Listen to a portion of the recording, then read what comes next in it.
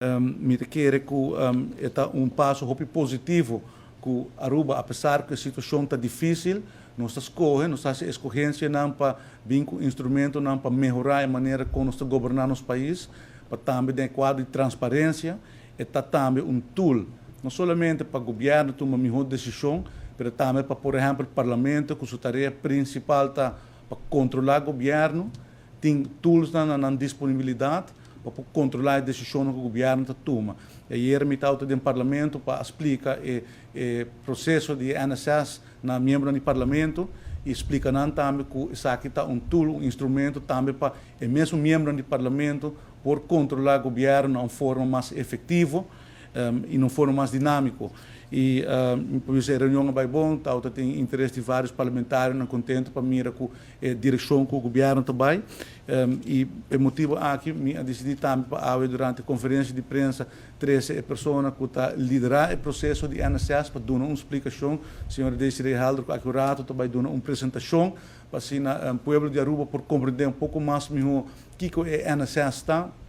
como ele vai funcionar e o que é a vantagem de um NSS. Para o que trata de fundo, a implementação de um NSS está custa placa, requer uma construção de uma plataforma digital completamente nova que nós não temos, requer training de nossos profissionais, requer cambio de legislação, wetgeving, e acaba a comissão cana, e para nos por cobrir o gasto que também com o NSS, basado no budget que vai preparar já para o capital investering para 2023, nós alocar acaba 2,5 milhões de florins, que é parte de begroting 2023, assim também para demonstrar que hora que nós está visa que nós está bem com o projeto, nós está alocar fundo não necessário para por vir uma realidade. A NSS está outra parte de plano de governação, da parte de manejo